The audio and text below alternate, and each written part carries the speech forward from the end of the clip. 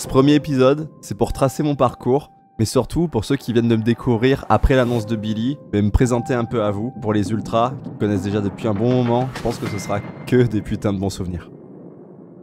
Je vous la fais courte, ma vie de geek, elle a commencé à 12 ans, j'étais au centre aéré, tranquille, et à la fin des activités, il y avait les PC qui étaient accessibles avec 1.6 dessus. J'y restais tout le temps de 17h à 18h30, 19h, j'adorais. Puis j'ai demandé à mes parents de m'acheter un PC à 12 ans. J'ai eu de la chance, ils l'ont fait. Après attention, pas n'importe quel PC, 30 FPS les gars. Je prenais 2 smokes sur CS, mon PC il s'éteignait. Et en plus de ça, la connexion campagnarde. J'ai fait ça jusqu'à mes 19 ans et environ 20 000 heures de CSS derrière et 3000 engueulades avec mes parents. J'ai arrêté le PC. Pourquoi est-ce que j'ai quitté la vie d'internet qui était si bien? Je suis parti faire mon BTS à Tarbes et il n'y avait pas de connexion internet là-bas.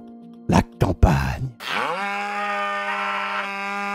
C'est là que j'ai eu ma première micro-expérience d'humain. L'alcool, les sorties, les copains, des petites bagarres, forcément, c'est le sud. Et ma conclusion, c'est que la vraie vie, c'est bien, mais derrière un écran 240 Hz, on va pas se mentir, c'est quand même vachement mieux. Une fois les études terminées, j'ai aménagé à Bordeaux, j'ai eu mon premier appart avec la fibre optique. À 23 ans, je me mettais sur Twitch. 1m95, 110 kg, 23 cm. Voilà les gars. Avec d'abord 5, 10 viewers, et ça stackait pas mal. Et d'un seul coup, il y a le GOAT, le boss, Master Snaku, qui m'a envoyé son meilleur host. Et grâce à lui, je suis passé à 20 viewers, jusqu'à monter à genre 150, 200, ce qui a fait que j'ai pu avoir le partenariat Twitch. On va dire que c'est le début d'une grande aventure. Pour ce qui est des jeux, j'avais le profil plutôt tryhard. C'est-à-dire que je me suis mis à fond à H1Z1 jusqu'à atteindre le top 10 Europe. À cette époque-là, il n'y avait pas beaucoup d'argent derrière. C'était surtout le prestige et le fait d'être dans les 10 meilleurs joueurs Europe qui te faisaient kiffer. Derrière, un peu trop pris dans le tryhard, je me suis lancé dans PUBG. Mon objectif était de devenir joueur professionnel. Bon, forcément, il y a eu quelques sacrifices. Je suis descendu à 30 viewers, mais toujours autant motivé par les jeux vidéo. On lâchait pas. En parlant de Battle Royale, il y en a eu d'autres. Il y a eu Island of Nine où j'ai fait 2e mondial dessus. En suivant de cette petite aventure, je suis tombé sur un autre jeu, un petit jeu chinois, Ring of Elysium. Et je le savais pas encore, mais ce serait un des tournants des rencontres que je vais faire sur Twitch. Parce qu'à ce moment-là, j'ai rencontré Didier, le monteur, démonteur, celui qui monte toutes vos vidéos YouTube depuis 4 ans. Il était premier sur les serveurs Europe en première personne, et moi j'étais premier en 3e personne. Et du fait qu'on ait roulé sur tout le monde sur ce jeu, on est devenus potes, logique. Et en suivant les gars, vous le connaissez, le confinement arrive, mais en même temps que le confinement, il y a Warzone 1 qui arrive. En l'espace de quelques semaines, je suis monté de 200 à 1000, 2000 viewers. Une fois que j'étais un peu bloqué à 2000, bam! Une petite compétition, je la gagnais, je montais à 3000. Une compète, bam! Je la gagnais, je montais à 4000. Et ça a été un peu ce cinéma pendant 2 ans, jusqu'à atteindre le Graal, le sommet. Et World Series, c'était une compétition, pour te la faire courte, où il y avait 150 joueurs, grosso modo 130 des meilleurs joueurs d'Europe et 20 influenceurs, animateurs. Moi j'étais plutôt dans les animateurs à ce moment-là. Même si j'avais un bon niveau, attention chacal. Après, je te laisse découvrir ce petit morceau d'histoire qui nous a tous fait chaud au cœur.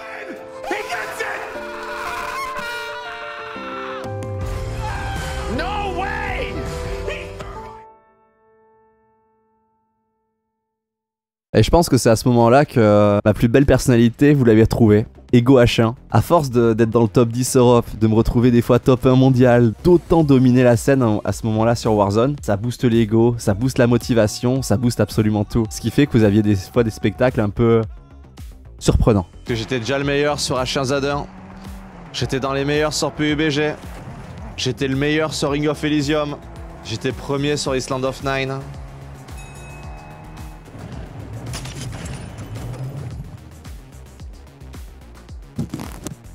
Mais, avec tout ça, il y a aussi mon meilleur ami qui est arrivé.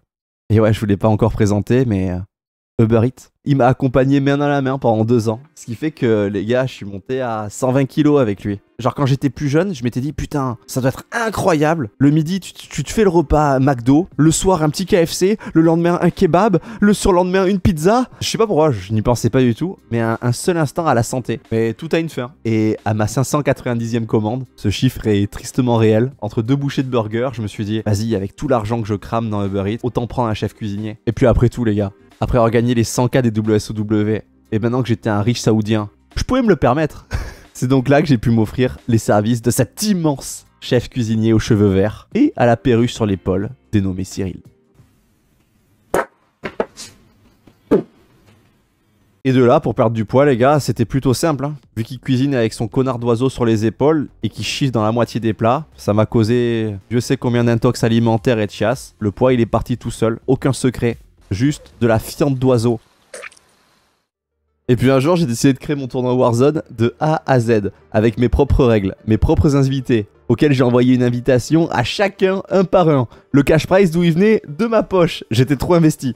Je te laisse imaginer le stress que c'était pour que tout se passe bien. Et parmi tout ce stress, évidemment, il fallait qu'il y en ait un de plus. Le message de Billy.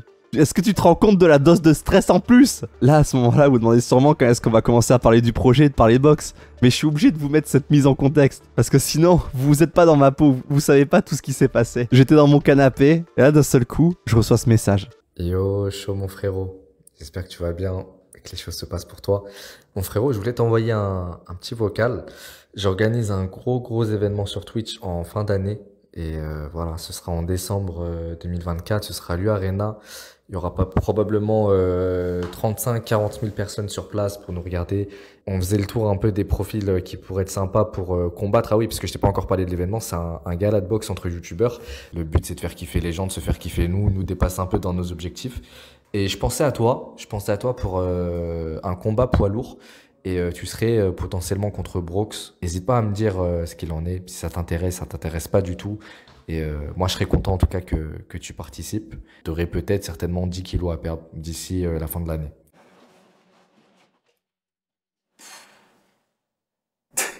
Comment tu veux réagir à un message comme ça? Vas-y, il faut le faire. Comment tu veux réagir? Quand tu veux réagir autrement? C'est trop un truc de ouf. On sera dans les 10 premiers Français à faire un truc de malade comme ça. Bon, ok, j'ai pas la condition physique. Ok, j'ai pas le cardio. On avait une statique l'an dernier. Et je connais pas la boxe. Tu vois, Billy, il avait lâché son meilleur RT sur la Frag Movie. Et qu'est-ce que c'est que faire un temps de sport, aller à l'Accor Arena pour 35 000 personnes pour affronter Broky et avoir des chances de mourir sur scène? C'était quand même un RT de Billy. Je suis dans une galère. Non, juste les ultras, pour être sérieux 2 secondes. C'est l'occasion d'une vie. C'est l'occasion pour moi de retrouver une shape, une hygiène de vie que j'aurai pour tout le reste de ma life. Et maintenant que je suis papa H1 aussi, ben, je pense que c'est la meilleure occasion de ma life et je vais me donner à 200% les mecs. Pour ceux qui regardent les lives, et même ceux qui sont déjà tombés sur mes clips, vous savez qu'il y a beaucoup d'ego sur les lives. Beaucoup.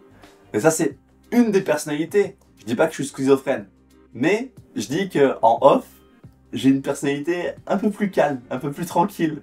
Beaucoup plus tranquille. Et genre ceux qui me connaissent, ben, c'est un peu plus nounours H1 ou trucs comme ça. Chaud aussi, non, il est impressionnant. Chaud? Non. Désolé pour lui, mais pas du tout. Mais alors Chaud, c'est vraiment un nounours, genre vraiment il est zéro impressionnant. Chaud, c'est vraiment, à chaque fois qu'il me voit, tu sais, il fait trivia. C'est le nounours, Chaud. Non, Chaud, il est pas impressionnant du tout. Chaud, il est juste très mimes, le pauvre. Vous lui direz rien. Et il y a un sujet, les gars, qu'il faut aborder, forcément. C'est quand Billy m'a envoyé ça et tout. Déjà, mais j'ai validé. Et après, il fallait en parler aux proches. Leur réaction, elle est encourageante. Fils, tu te souviens quand on a regardé le Rocky où sa seule chance c'est d'envoyer des parpaings dans le russe, parce qu'il est à la bourre techniquement, physiquement, etc. Bah voilà, tu sais quoi faire.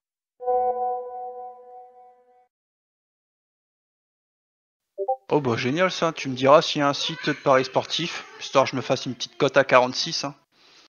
Ah ben là gros, tu vas te faire casser la gueule, hein. Et en plus il aura pas d'aim assist. La boxe, c'est beaucoup de cardio. Et c'est qui a arrêté de fumer il y a 6 mois? C'est Bibi. On a de la chance, les poumons, ils se sont pas mal régènes. La sciatique, elle s'est arrêtée il y a 4 mois.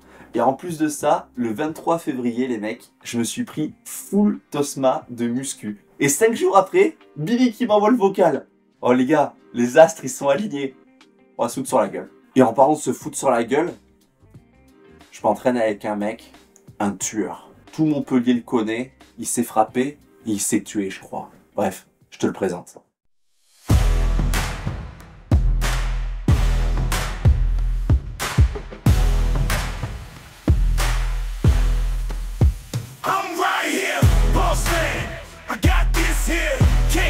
Yo l'équipe, moi c'est Garcia Mata, 35 ans, boxeur professionnel, anciennement boxeur amateur. En amateur, j'ai eu 25 combats. Et maintenant, en pro, j'ai eu 4 combats, 3 victoires, dont 3 par KO. C'est moi qui m'occupe de Yann Show. L'objectif, c'est de le rendre prêt pour le 7 décembre. De lui faire acquérir petit à petit toute la panoplie qu'on demande pour la boxe anglaise. L'aspect technique, le travail d'endurance, l'explosivité. Taper fort, c'est quelque chose, mais si on peut avoir la vitesse et l'endurance de force, eh ben, on est au top. Donc, c'est ce qu'on va faire avec Yann. Et l'objectif, c'est d'être prêt pour décembre et de mettre des KO.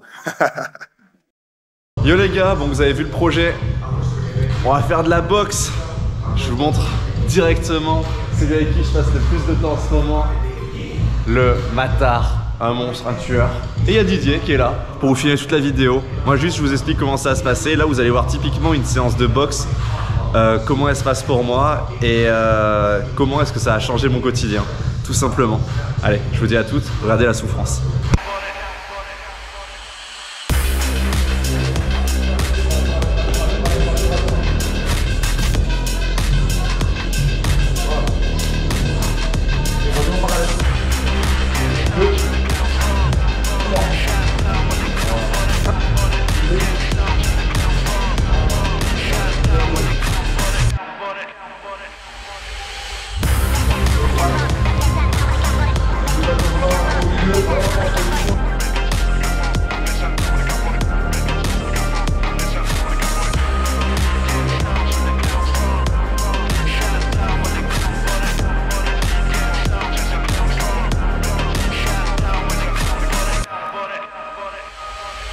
Mais ça c'est l'échauffement. Ah, c'était que l'échauffement? Ouais. Et sache que genre c'est un de ces échauffements, on va dire tranquille. C'est-à-dire qu'avant, à la fin de ça, j'étais complètement cuit, je faisais toute la séance dans le mal. Maintenant là, j'arrive à tenir encore 20 minutes, tu vois bien. De toute façon, vous allez le voir en vidéo, c'est de la souffrance.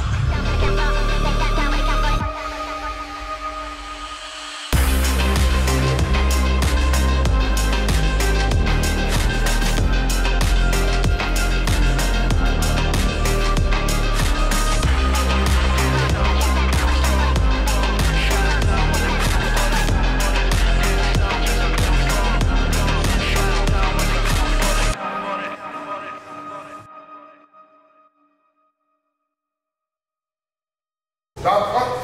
Allez, vas-y. Jump up. Jump up. Le thème, le catch. Hop. Et allez. Jump up. Vite Cécile. Jump. Allez, jump. Je veux savoir si c'est un jump ou une dessinée à faire. Oh bon.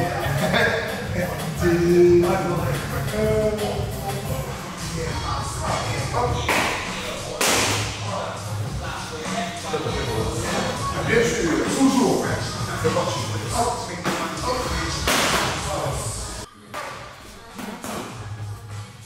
Pas grave. Reste un petit peu de déchets. Au contraire, quand la fatigue s'installe, il faut taper plus en vitesse. Moins dans la puissance, on y va. Hop, hop. Merci. Voilà. Ah. Allez, le thème, hop, le thème, la mec qui prend mal, 15, hop, allez, nickel, ici. Pose les jambes, fais sur jambes, allez, mets-moi plus de puissance, allez, progresse pas, arrête-toi, et là, allez, vise bien mieux la cible, allez, voilà, c'est quoi ça, les jambes, et là, et le, ça les coudes. Allez. Petit coup d'eau. On passe pour la sauvage. C'est terminé comme il se dit. Salut.